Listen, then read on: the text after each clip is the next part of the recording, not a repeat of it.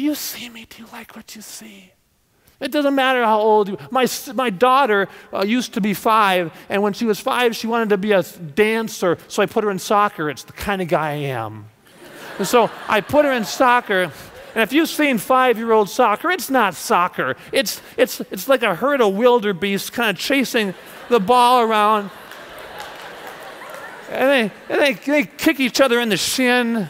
That's how they do.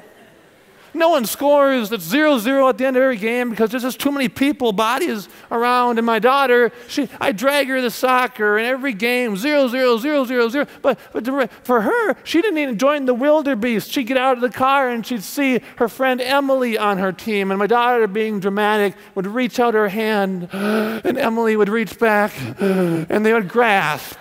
And the whole game, they would skip the whole game. And wouldn't even play the game. And as a father, you're looking out there, you're thinking that you've raised the next genius soccer player, and you're kind of going, oh, what have I done? And by the last game, I'm driving with a heavy heart, and I drive her to knowing we're going to see another skipping episode, and she gets out of the car, she runs to the center of the field, and Emily is not there. And she stands in the middle of the field like a lost puppy. I'm actually happy because she might have to play soccer. But she's not happy. She's standing there lost because she doesn't know what to do. And of course, it's 0-0 until toward the end of the game. Almost, I'd say 5 minutes left in this thing, the impossible happens in 5-year-old soccer. The ball somehow squirts from the herd and rolls right by her feet.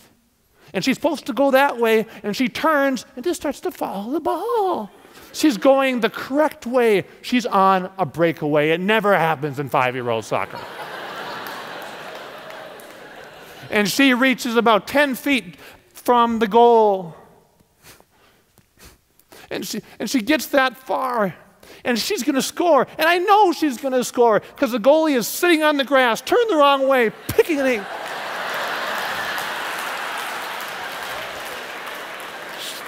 She can't miss. I was puffed as a peacock, but she puts her foot on the ball, and she turns, and she looks to the sideline, and she's looking for me. And she sees me. She finds me. She points at the ball, and she says, Daddy, look at me. And being the man I am, I say, I see you kick the ball.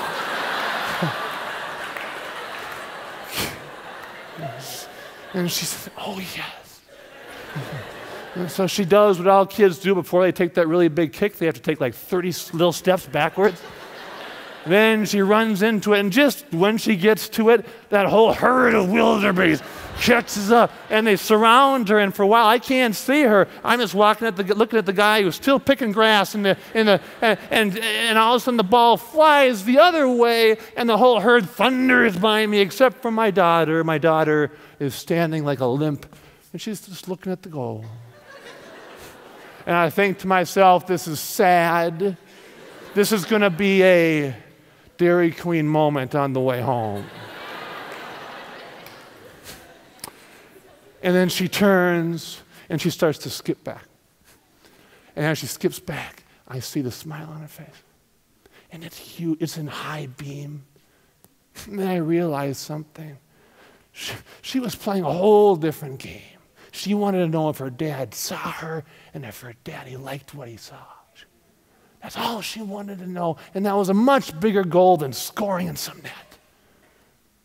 We all want to know that. Do you see me? Do you like what you see?